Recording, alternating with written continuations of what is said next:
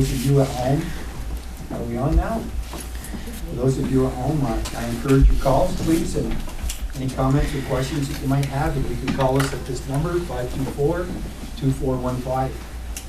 So I think the first thing we're going to do is, I see now that there are no changes to the agenda.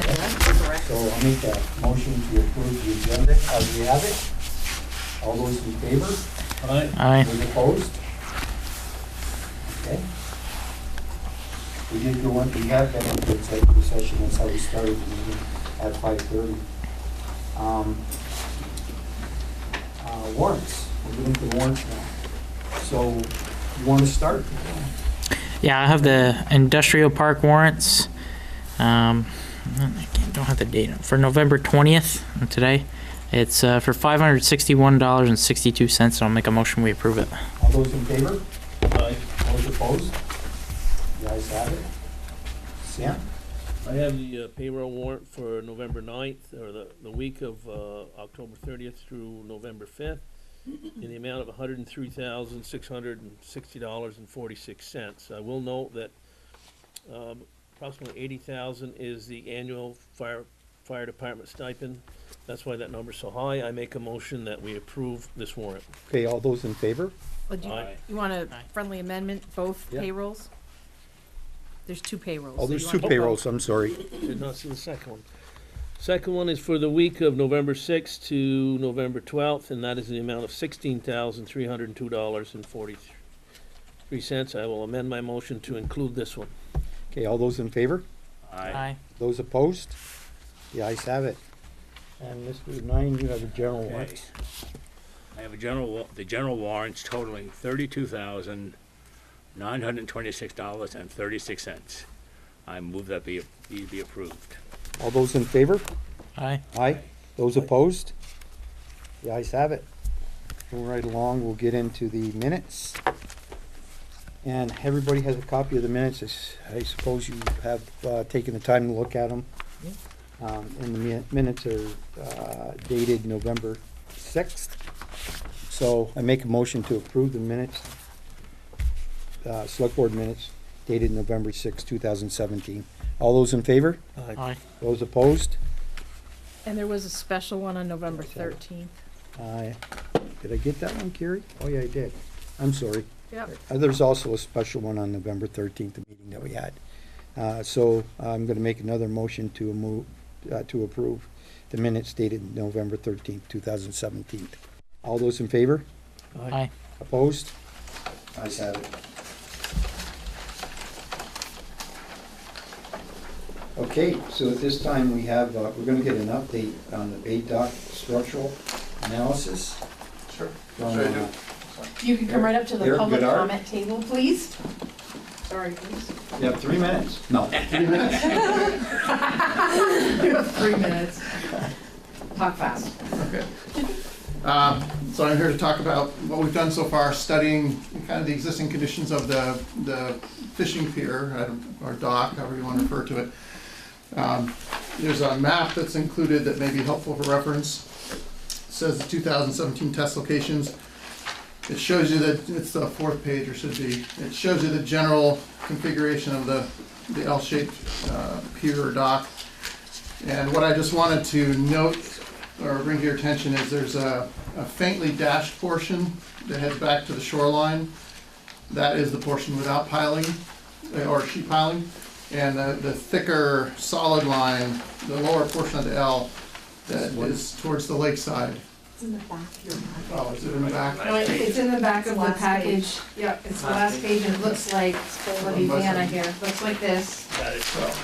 So again, the portion of the L that's towards the land that's faintly dashed there's no sheet piling. That's just kind of a concrete wall or a rock fill. I'm sorry, I just found this. I hate to do this, but could you start over Sure. with the sheet piling, please? Now that we're all set, all on the same page here now? Okay, go ahead. Okay. So if you look at that plan, the dashed line portion outline that's towards the land, that is. We're still struggling with it. Okay. No. I have got two maps of Kellogg Road. Yeah, those aren't the ones. This was It's on the this, table it's in the in back. Yeah. Technical difficulties. Sorry about that. Okay, It's okay. Oh, you're looking at Burlington? Down low. No. Pretty confused because more. Okay, so the drawing should say 2017 test locations down the Got it bottom now. right. Yeah. Bottom right, yep. So on that map, kind of the upper right-hand portion, the outline of it's dashed faintly. That is a portion that does not have sheet piling. It's just either a concrete wall on one side or basically a cut stone fill. That's the border of the pier. If you head towards the lake, the lower left portion of the L, the solid outline shows essentially the extent of the sheet piling portion of the pier. And that portion has more complexity to it because you've got a combination of things going on. But this is a good plan to reference to if we start as I talk about the different parts of the pier. So I won't go into too much detail on the history, but I do want to hit some key points. A pier in this location is dated back to the 1800s, is my understanding, and talking at least with one or two bystanders and also documents in the Vermont A&R. So there's a lot of history of a dock being down here. The first drawings that we have are from the U.S. Department of Interior, showing the installation of timber piles in that solid portion that we've outlined, the lake portion of the pier. And on top of those timber pilings are a concrete cap that holds some cut stone. So there's a combination of concrete with stone on top that was part of the structure that was built back in the late 30s, 1930s.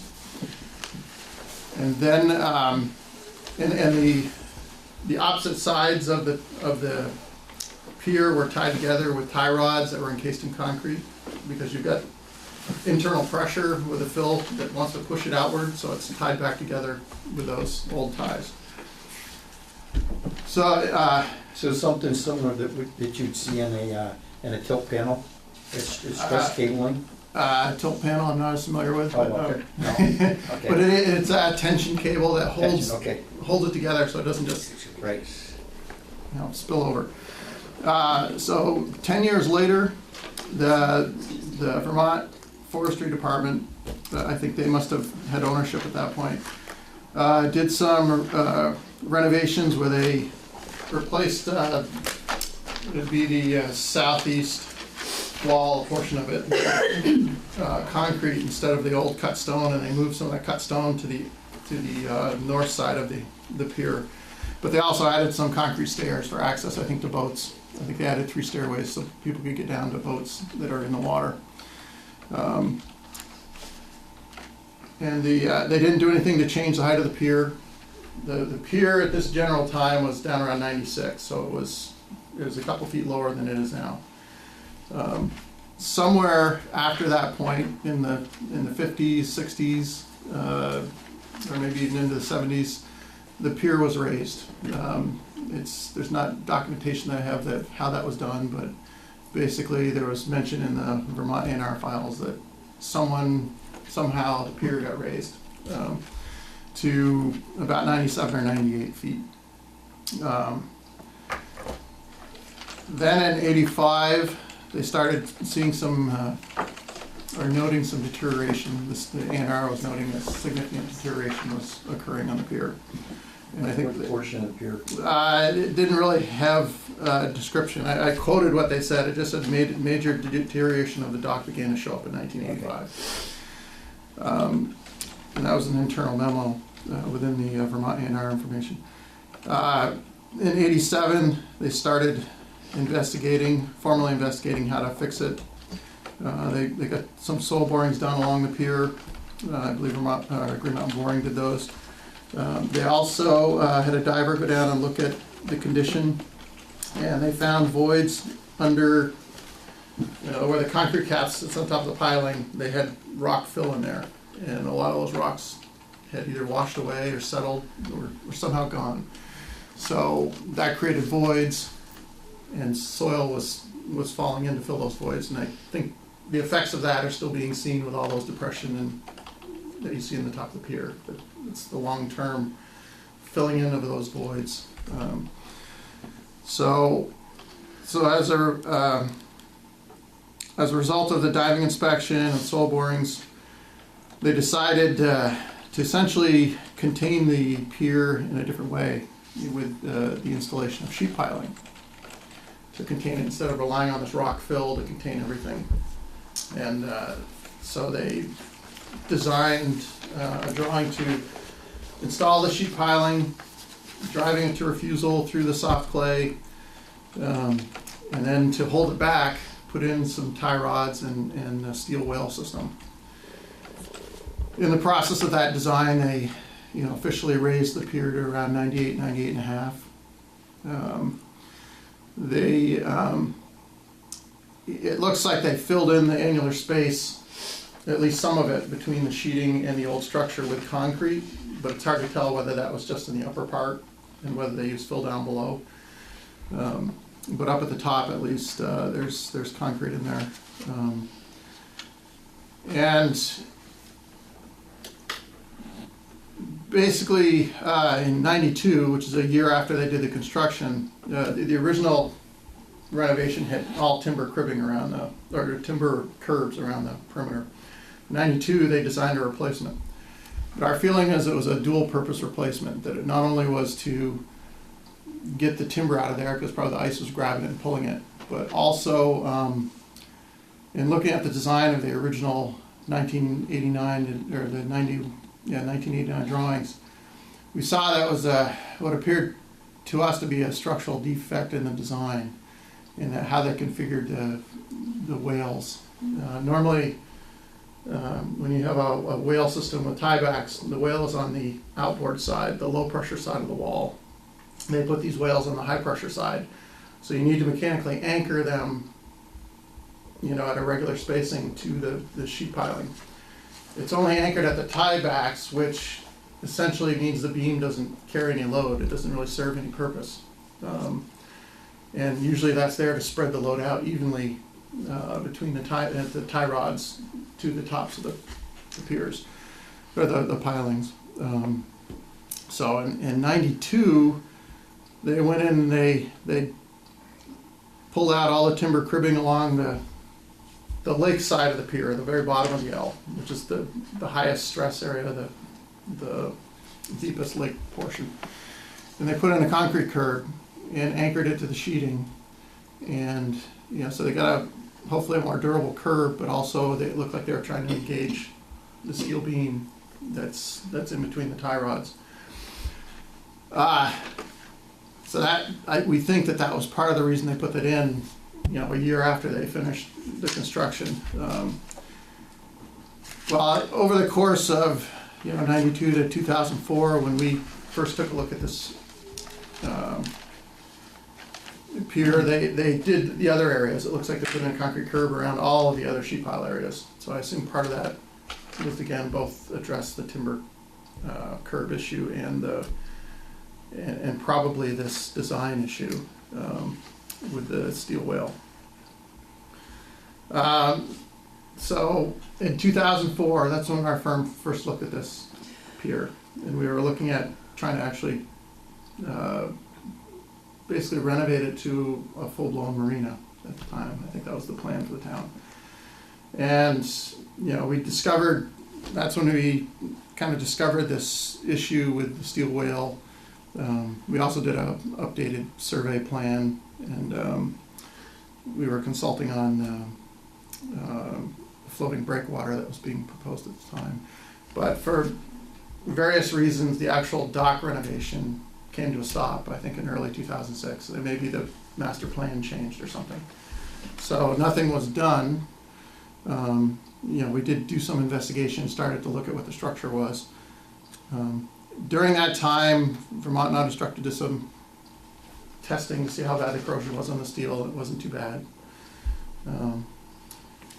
So jumping ahead from 2005 up to 2017, 2017, we got involved again. When we looked at that issue where the concrete curb was put in, we noticed, by now that that the ice, probably the ice expansion pressures, have basically pried that steel away from the concrete, and those were attached with weld studs, which is what they use when they do composite floors and building construction. So either the weld studs got ripped out of the sheet piling, or they snapped off. In a few places, the concrete actually broke up and the weld stud was still attached, but it was not attached to anything in the concrete. So, we back in 2004, we had considered that maybe this was satisfactory, the repair that they did, but it really hasn't weathered, the last 15 or 13 years very well. So that it looks like that structural attachment is not really there the way that it was originally planned. So I think that's, a different approach would be needed to address that. Also now there's still sinkholes, or at least one sinkhole, and there's depressions along the pavement that everyone can see. You can actually see where they've done the newer pavement cuts where they did all the curb replacement, or I think somewhat related to that, all along the perimeter. So some of that pavement's pretty old, some of it's probably at least 25, the other portions are probably, are a little newer,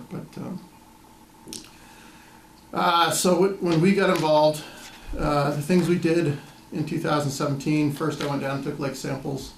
There were lake bottom samples to see how corrosive the soils were, to see what might be happening to the portions of the steel sheeting below the lake bottom. And in this packet, there's a little summary. It's preliminary in that we have one chemical test that we're still waiting for. Endyne ran out of a reagent, so hopefully in the next few weeks we'll have it. So far it looks like the soils are not that aggressive. The one that came back as being the most aggressive, which is still moderate, it's only because the pH was slightly above a threshold. 8.5 is the threshold, and the pH was 8.8. And it bumps you from a 0 to a 3 factor, which, on a 10-point scale, you get a 3 contribution just from that slight overage. So we looked at that. It didn't look like we had anything alarming for soil corrosiveness. With normal soils, normal atmospheric conditions, we'd expect to lose about 1/1000 of an inch in thickness a year. So that's, we noted that. A little after that, we had M&K Diving come down to do a perimeter inspection of the sheet piling. And basically, they didn't find anything alarming. There was a 1/2 inch of rust scale built up on the outboard side, but that doesn't mean a 1/2 inch loss, because rust expands quite a bit when it forms. So everything looked good except for at the very ends, where the sheet piling ends. There typically was erosion or scour of the concrete, which needs to be addressed, because it's at least forming one sinkhole in the surface. So there wasn't anything real surprising there, so that was good. At the same time, we had them help us with doing underwater ultrasonic testing. Before, in 2005, there was only above the water surface that was done. So we had them do just below the water surface, mid-depth, and down at the mud line. And we came up with higher rates of corrosion or thickness loss than they did back in 2005, about double the rate, but it's still a little less than what we would expect just based upon normal soil, normal atmosphere. I think we came up with 0.00086 inches per year, and our assumption was 0.001, so it was only 14% less of a corrosion rate than we'd expect. So everything seemed in line. We also did test pits. That was the last thing we did. We had 4 test pits. One in the portion of test pit 1 was on the portion that doesn't have any sheet piling, just to see what that portion looked like. It was all old fill, and I imagine some of it's the fill that was brought in after 1948. A mixture of silty sand and good-sized boulders and cobbles, not a good combination of soils. I'm sure they had compaction issues trying to replace that, especially anything that was close to the water table would be saturated. So I think that's why you've got such a wavy surfaces. It was questionable material.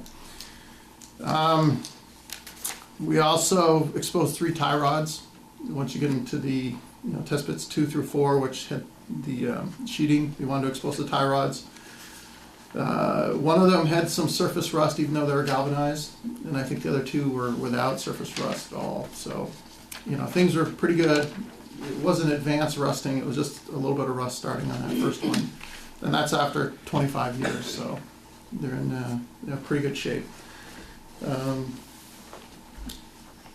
So that's basically gets us up to date now. And from what we've seen in the documents and what we've observed in the test pits and the various testing, basically had 5 kind of summary items or bullet items. One, whatever's done to renovate the pier, we should address that design defect in a better way than the concrete curb approach that was put in. 2 is the future design should continue to try to address the voids along the perimeter. And I think you'll see a lot of the distress as far as depressions, sinkholes, potholes are along the perimeter, because that's above where the rock fill was that kind of disappeared and didn't function properly. So we need to address that before we go to the trouble of spending money on resurfacing it, so you don't have the same thing show up again. That little sketch that I handed out right before the meeting that has just some either pink or yellow, I'm not depending on what copy you have. Yeah. When we look at the layout of the tie rods, it looks like there's a couple areas that they should have some additional tie rods to cut the spans down. So those 2 are shown in that corner area. So that issues like that should be addressed. If you're going to spend money renovating the pier. And we think that maybe we want to put in provisions, item 4, for protecting the tie rods, since we are starting to see at least 1 out of 4 of them showing, or 1 out of 3 showing rust.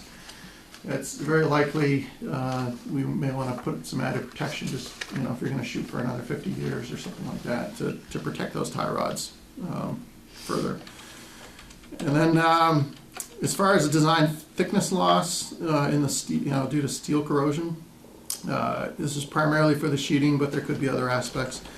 At this point, without the last piece of corrosion testing information from Endyne, we're recommending that you use at least a 0.001 inch per year corrosion loss rate. The standard rule of thumb in designing a permanent structure is each face that's exposed to corrosion, you figure a 1/16 of an inch loss. So if something has a double face, it'd be an 1/8 of an inch.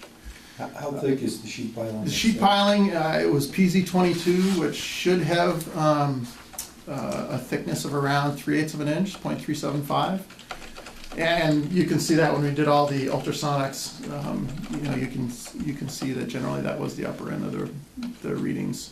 There were some oddball ones in 2005 that showed 0.42. I think those are just bad readings. So 0.375 is the starting point. We've seen it down as low as 0.32 something in individual readings, but the average is around 0.35 something. So you've only lost 20 thousandths or 200ths of an inch in 25 years. What's the depth of the sheet pilings? How long? It's 26 feet, based upon the design drawings in 1989 design drawings, 26 feet deep. Some of them may be shorter because the intent was to drive them to refusal, and I think 26 feet was probably the deepest refusal based upon the boring, so they probably ended up cutting a bunch of them off shorter. But up to 26 feet deep. And I imagine, most of the ones along the bottom of the L towards the lake are that deep. The other thing that we did when we surveyed it in 2005, back then, is we wanted to get the elevation of the lake around the pier. And it seemed to be consistent with what was envisioned back in the '89 design, so that was consistent. And I also recently was taking soundings at every tie rod or depth readings, and that seemed to be fairly consistent. There is about a foot of stone fill up against the piling, I think just to protect it from scour, and also maybe cut down a little bit on that exposed height of the sheet piling. But that's not, when I do the calculations, I don't really count on that, because that could, get washed away or slough a little, because it's sitting on softer, silty clay. So there's a number of items that would be incorporated, I think, if you're going to spend significant money to fix it. There's some of these items along the perimeter mostly that should be addressed. Well, I think one of the things that we're looking to do, of course, in fixing it, is to raise the elevation so we can get more use out of it, so it's not underwater. Right. And in doing that, the bottom line is, how sufficient is the subsurface that we have now? How sufficient would it be to carry an additional load if we were going to cap that? Right. Put a cap on it. Right, we haven't finished the structural analysis of, we're trying to get at the useful life or the design life of the structure. And the first stage was to get this background information. Yeah. So the next stage is actually to do the structural calcs and make a projection on the useful life at the current elevation, looking at things like the corrosion and things of that nature. And then as you raise it, it's more pressure, more stress. And that's going to theoretically lower the design life. And the question is how much design life do you get under that scenario versus how much you get under leave it as it is, but still fix the major defects, the structural defect being one of them. We wouldn't want to give a design life because of that structural defect as it is now, because it's got a known structural defect, so it's hard for us to give it a useful life. And it's what's probably happening now is you're overstressing the sheet piles that are at the anchors, and you're understressing the ones away from the anchors. And that'll become an issue the more the sheeting corrodes. The ones that are being overstressed, may start to fail. Becomes a big issue if you want to add more weight to it as well. Well, exactly. So that's why we need to address that issue, to spread the load out the way it was supposed to before you add any more weight to it. Yeah. So I guess what I'm trying to take out of this is that bottom line is what we have now, through all the calculations and everything that you've done,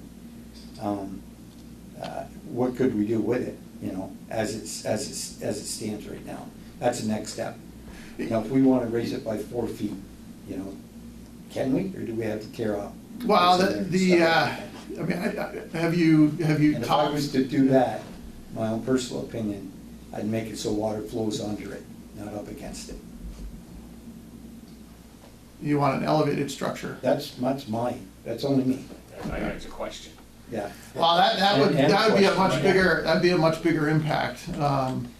The big problem with that is if it flows under it and you get ice, and then the water comes up and it wants to lift that structure, that could become a big issue. Now, if it was high enough that the ice couldn't get to the underside, Well, that's what we're saying, raising the so elevation. that'd be raising it up way up, like, the deck surface would be up at, 105, 107, like, I don't know how familiar you are with the Burlington Boardwalk and the promenade. Yeah, We were involved with that, and Steve Knight at our office, the former Steve Knight, set that elevation.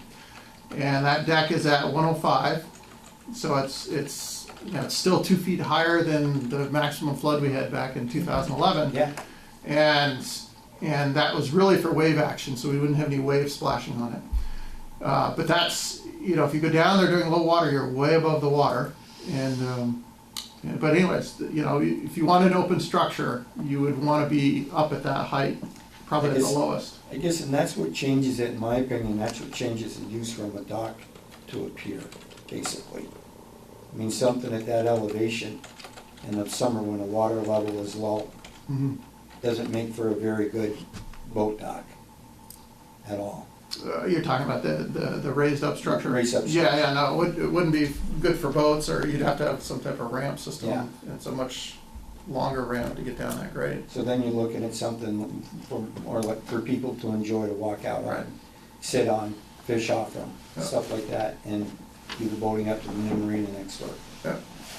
Well, that's, I mean, that, by not requiring boat access would free up constraints. It certainly The would. big challenge would be, that's a significant change, and how would you abandon or demolish the old structure?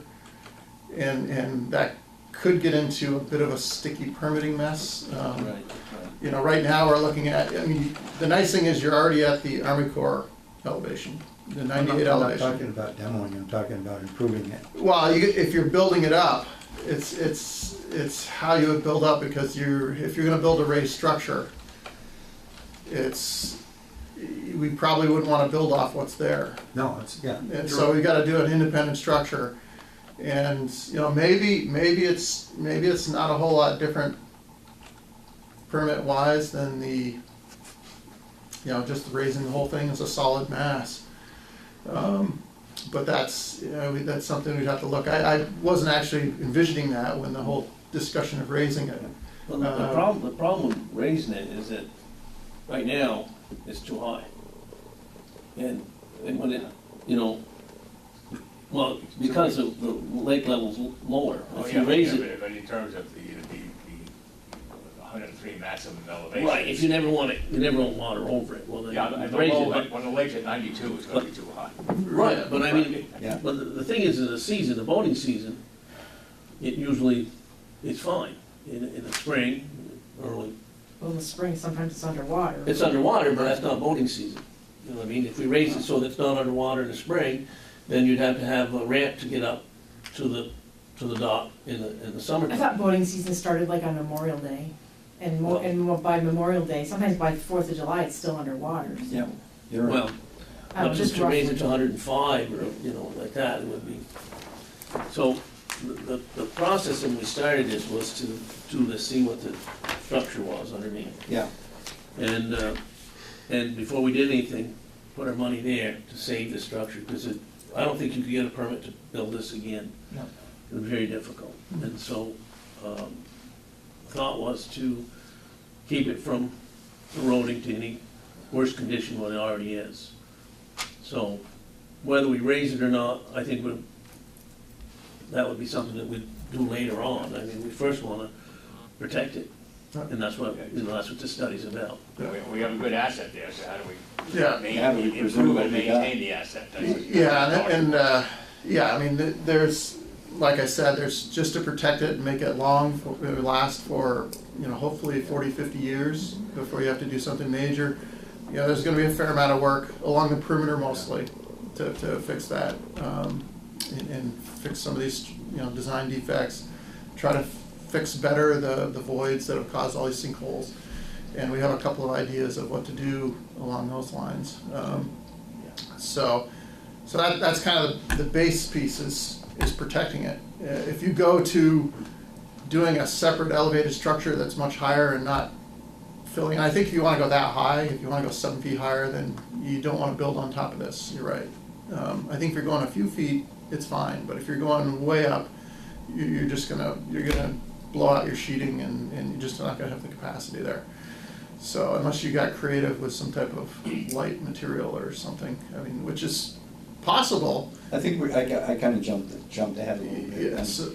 I agree with Sam and Bill is that we're looking to protect what we have right now, to preserve what we have. So the worst case scenario, or your worst estimate, would be in what range to fix this? The worst, we haven't gotten to any costing. I know you haven't gotten there, but you must have a sense, even with all this bad news, are we talking $2, $3, $4 million, or No, I don't. $100,000? I don't know as we're in the millions. 50,000? No, not 50. All right, we have. I would say, if you're just stabilizing where it is now, you gotta rip off the pavement. We're figuring you've gotta take the earth down to get down to the level of the tie rods. and then fix things and build your way back up. You gotta get down So- to something solid and then. What level? Well, is it? that's down a couple of feet, Yeah. 2.5 feet. And what we're planning to do, some of the ideas we have are trying to chase the voids, maybe at a regular spacing along the perimeter on the inboard side of the old structure. Maybe try to pump some grout in, not under high pressure, but just pump some grout in to hopefully fill voids underneath the old concrete cap. But also we're looking at, I don't know if people are familiar with geogrids, which is, it's not filter fabric, but it's more of an open mesh. And they use it in roadway design where you're going over, they have to fill over an old marsh or something, when it's a highway or a town road, and they're building over a really bad unstable ground. And you put in layers of soil, maybe 6-inch layer of soil, layer of geogrid, layer of soil, layer of geogrid. What that does, it's just like reinforcing in concrete. It reinforces your soil mass. So the thought is if we got some localized sinkholes, that will help bridge over it so that you can have some little soft spots in there, but the structure and the surfacing above it will be protected from all these localized little sink spots. So when we cut down to the tie rod depth to take care of that structural defect along the perimeter, we have to get down 2.5 feet to address that. We get down and expose the tie rods and see if we've got any ones that are actually badly corroding and maybe do some treatment, wrap them, whatever. But at the same time, we build back up with these geogrids in the soil and basically create a reinforced platform that would help bridge any sinkholes if there were some bad spots that we couldn't get everything filled. And then that would also help if you're raising it up. But That impact, or would you do anything to impact on the pressure differentials, inside, outside? With the geogrid, you mean? Anything, in general? I'm In sorry. general, you mentioned earlier that the wells something's put in wrong, so you have the pressure on the wrong side. The beam is effectively on the wrong side if it was on the outboard side, just pushing against it would engage it. Because it's on the inboard side, you need to mechanically attach it to the sheeting, and none of this affects that. We have a different plan to deal with that, and it really means putting some short through rods through the sheeting to tie back to the beam in between the anchor points, just to spread the load out from the sheeting. So that's how we're envisioning dealing with that issue. So And that that's impacts the life of the dock as well. Yeah, because right now we don't. I think I mentioned before, we don't really want to give it a rating because we know we have this known structural defect, and this is an attempt to get back to where we intended to have it, or what it was intended to be, to have fairly uniform distribution of load back to that transfer whale or beam, and we'll do it mechanically with steel, not relying on concrete. That's going to be exposed to the weather and things like that. So it'll be very similar to the tie rods that stick through the pier now. These will be a little bit smaller because they're not carrying the same load, but they'll be through bolted from the sheeting to that beam, and basically create intermediate connections to that beam so that the load gets spread out. But it's another reason why we want to dig down to that tie rod level. There's a few things we want to do down there: address the voids, fix that issue. If we need to do anything with tie rods to protect them against future corrosion, do that. So there's multiple reasons why we want to dig down. So there's still some uncertainties until you get down to that level then? As far as the extent of how much of the tie rods we might want to, it may be one of those things we put some corrosion preventative thing and wrap it in poly or something. We won't know that extent until they expose it all. So that's going to be one of the line items that we'll have to assume there's a certain percentage. I mean, we had 1 out of 3 tie rods that had some surface corrosion. There wasn't any visible loss in the cross section, but the rust is starting, even though they're galvanized. The rust is starting. So is there a concrete layer above the tie rods? I mean, no, there was nothing. Now it looks like they may have tried to wrap some filter fabric around it because we were kind of hitting some fabric at the elevation of the tie rods. It was hard to tell exactly what was going on. As you get towards the land side, it looks like the fill that was placed in 91, which is a nice kind of crushed stone, 3/4 inch minus crushed stone with some fines in there, not too silty. but the thickness tapered up, so the tie rods are actually below that main fill layer, but they seem to either trench or create an envelope around the tie rod with that cleaner material. But that was the one area that had the corrosion on the rebars, or on the tie rod, so it's not getting the same level of protection with having the tie rod just in its protective envelope in the old bad fill versus the ones that are all in the clean fill. So you think you'd have to take go down to all the tie rods, or would you start doing test areas to see if you have a trend that they're We not could- rusting, then you wouldn't have to go continue? We could do that. I think the other thing that we could look at is how stressed are these tie rods? How much, they're inch and three quarters diameter. Wow. And, looking at what we'd expect for a radial corrosion, what is the minimum diameter we can tolerate for the stresses? And if we raise the pier, it's gonna be worse, they're gonna need more stress. So that comes into play, is what elevation are we gonna try to pick? And what stress is needed, and then if we may be able to calculate that, well, we still should get a certain amount of life out of it, because it's been 25 years, they haven't seen any loss in the three that we looked at, even though one of them was starting to rust. And, if you say the galvanizing wasn't there, and you said, okay, we're gonna lose, X amount of radius, will we get down to a point that it's an issue, for the particular elevation we're looking at? So that's something we can look at. You could calculate whether it's wise to raise that elevation, or just to resurface at that elevation, do the other repairs, and resurface at that elevation for what the design Well, was. just so you know, what we're looking at as an approach is, We wouldn't the want to base- resurface at any lower elevation than what we have right now. no, we wouldn't consider lowering it, but what we would say is, okay, the minimum cost is, what are the repairs needed at the 98 and a half elevation, which is at what you're at right now. Right. And then the upper limit, I think in 2005, when we were going back and forth with the Army Corps on possibly raising it, I think there was some resistance on raising it a lot. And I seem to recall somewhere around 2 feet or so may have been hitting the threshold that we were getting some pushback from the Army Corps. Mhm. And I'm not sure why, because it's above their jurisdiction, why they would care. But I remember some notes in the file that were indicating that there's some resistance there. So what we would look at is, okay, 98, what repairs do we need to do? At 100, which is 2 feet up, what additional repairs would be required, or what reduction in the design life?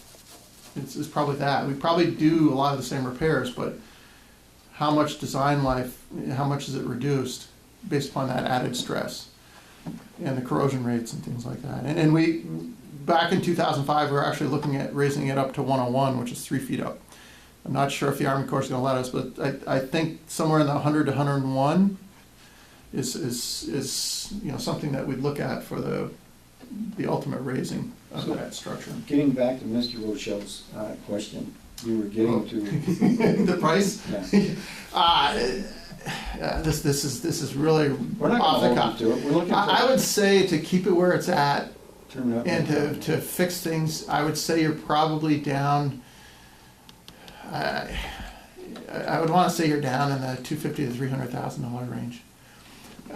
To start raising it up and the added expense and all that, you'd probably double it. I don't think that you'd be getting over $1 million for any of this work. I think the original construction, the dollars that I saw referenced for doing the repairs, this is a while back, 25 years ago.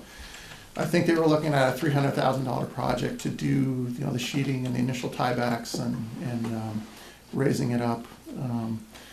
So that had some raising involved. It had putting in all the steel sheeting, which we're not doing any of that, or I envision doing anything like that. We will have to do some fixing of the whales and the tie rods, and we've got to move some dirt. But I would hope that we're down the 250 to 300 range for the. But that's just an off the cuff. Once we get a little bit further into the structural calculations to know what we have to do as far as added tie rods and things of that nature, we're going to have ECI assist us in helping to come up with estimates. And the first round of estimates may be more from our office, and then when we get into more of a final solution, we would have ECI come in and put the contractors. Engineers construction. Engineers, yeah, we go to them for pricing. We did it with engineers, I worked with them Enosburg once. Bridge. Good outfit. We had them do some pricing for us to set budgets and stuff, so. But I would think that even with raising it, as long as we didn't have to get into doing something drastic with the sheeting, that we would stay under $1 million, is my sense. Oh, you just went from a quarter to $1 million. Well, I'm saying stay under, and I was saying if we raised it, I would say it could be, What is without the raising? yeah, the quarter, 250 to 300 is my guesstimate on no raise. Yeah. And then double that for raising, so. How did the town get ownership of this pier? What's that? How did the town become the owner of this pier? I didn't get into or see the transactions. I had the sense when we got hired back in 2004, it was around the time this may have been transferred from the state to the town. So maybe just prior to 2004 or thereabouts, that the town may have taken ownership. Really, that? With the Bay Park. Wasn't all that Really? long? So- I think it might have been. So 89, it was still the A&R that was involved, and they issued the design for that, the sheeting and everything. Wow. So somewhere between 1989 and I think even the 92 drawings. Oh, it came with the park, Sam? I think so. I think Yeah. it did. Yeah. I say we rescind the sale. Give them back the dollar. Keep the Don't market. think they'll take it back. I take a dollar. You can have it for $1. Maybe they'd want to partner with us, huh? There might be some way, does it have any historic value? I mean, is there any way we can capture some grant money from your experience on this? Yeah, we haven't really looked into anything like that as far as monetary another sources. issue. But Yeah, I know it's, Yeah, we didn't ask them to do that in this scope of work, but it would be interesting to know. Now, one thing, just so you know, because the permitting will probably be fairly detailed, we did a little swapping. Originally, I was gonna have engineers do the test pits, but we actually brought in a local contractor. It was cheaper, because we actually wanna hire Summit Engineering to do the permit research, so that's gonna cost more, so we're trying to save some of the test pitting to fit within the budget. So hopefully they can address all the potential parties you're gonna be faced with, trying to do anything out there, and give an idea of roughly the timeframes and to get the permits and things like that. well, So Brendan will still be here. This is, Maybe. this has been a kind of a bone of contention, Yeah, you know, that's where he's going. with the town for a long time. Appointment or he goes So- appointment. Knowing how long it would take to do just the permit portion of it is valuable information for Well, us to that's- give back to the community. they have much more expertise. Originally, I was planning to handle that, but I realized that this is gonna be much more significant, so I did that little swapping, trying to do an even cost swap. So I think that experienced permit research will provide a lot of value. Great. Well, thank you. Yeah, very informative and interesting. Yeah. Right, it's very interesting. indeed. So hopefully in maybe a month's time, I don't know, that we'd have a lot more answers on the design life and Yep. structural aspects. Sharpen that pencil too, okay? Okay. Thank you, Eric. Thank you, $1 million isn't precise enough. Or expand that. Should've said 3 million, then Okay, we so came what back, we we would've do- been a hero. Oh, yeah, well, that's true. So at this time, what we'd like to do is jump into the town manager's report. Gary. All right, so the first item on here, actually, Al can probably give us a brief overview. The infrastructure committee did have a meeting a couple weeks ago. Oh, you want to pick up here? Yeah, So- we'll just kind of, yeah, I'm sorry, well, I get my. So, the infrastructure committee basically selected 2 properties to explore. Can I say which ones? Okay. I think we'll just leave that open for right So, now. what we have done with the help of the board, 2 members of the board have expert knowledge and help, guidance. We're going to examine both properties for the actual cost to construct something on each property. So you have to look at the groundwork, what type of ledge is there, soils, And, then that was what we were looking at. Then we also, another person's gonna help us with writing the RFP. So we get all these things into a request for proposals to go out onto both pieces of land and do that research. See how Are you gonna suitable take it into is. consideration any changes that DOT might want to? Like Yes. reconfiguring roads like, No, the first, this RFP is Just for the really land. for the suitability of the Oh, okay. parcels to build Okay. on. You can Okay. compare them. What kind of Okay. problems they're making. so That's it's it. property specific then? Yes, property specific, but it does include if there's any permits or for either property. Okay, So, with that, then we'll have much more information on deciding which would be the better land in terms of cost, for us to make a recommendation. So we're still a ways from coming up with any real information. You know, okay, curb cuts and so on is going to be a function of the properties and. Yep. Yeah, that's an unknown, really. Yep. so, So we continue to meet, this was Yeah, just this a is just the, general update. you know, there's no point in looking at a property if it's completely unsuitable. Correct, If yeah, it's, sure. Otherwise spin our wheels. Be worth the money, for sure. so the individuals that the committee's thinking about hiring to do this are gonna be, Asked if we can go onto their property and do these tests. okay, do the test and everything, but the people that you're gonna hire to do it, the company, the firm, whatever, Yep. is hopefully gonna be somebody that's, I forget, how do I wanna say this? Reputable. Reputable, not And only experience, reputable and and experienced, but They're unbiased.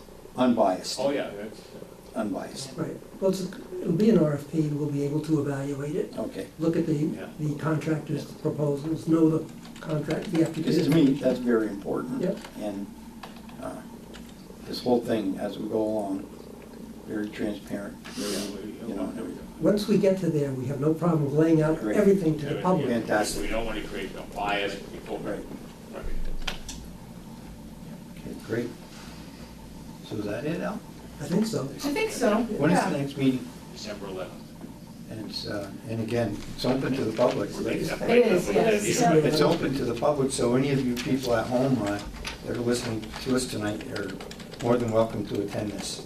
And we encourage you to, It's fine, we will report and on in the it. audience. Okay, It is. next, Gary.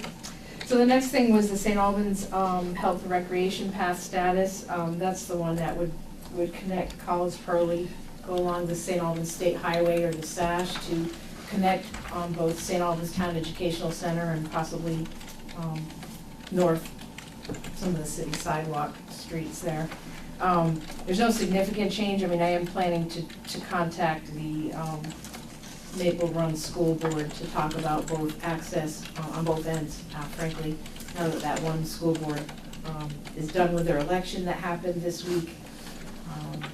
We're gonna talk to them about access both at the Collins Curly and SAPEC. Okay, at one point we talked about having Ned do a traffic count. Where have we gotten with that traffic study? He wanted to wait until after the election, but yeah, it should probably be done fairly soon. Yeah, so, okay, But that's kind of where we're at with that one. Any other questions? anybody? Anybody in the public? Questions? Okay, And I don't have any surprises on here. That's what I have at this point for the manager's report. I mean, we are working on the budget. We have a budget meeting on December 5th. So that's kind of where we're at right now. great. So at this point, I'd like to open the meeting to any public comment that we might have. Anybody? Nothing? Okay, great. You out plowing tonight? We didn't get enough snow, did we? I have So- about- I have about a 30-second of it. I need Burlington somebody- Airport though was out plowing. It So- was coming down heavily at the airport. Yeah, I was in Burlington today, it was a little, yeah. So what I'd like to do now is mention the future select board meetings. The next meeting is Monday, December 4th, and Monday, December 18th. Okay, we're gonna have a a budget kickoff meeting on Tuesday, December 5th at 5:30 PM. And also, there's going to be an employee holiday lunch. We don't usually publicize that. We will. But anyway, stay. To be held on December 19th at noon. So, and any other business? No? That's it, no. Okay. I'll make a motion to adjourn. Second, All those in favor? aye. Opposed? Now let's stay. All right.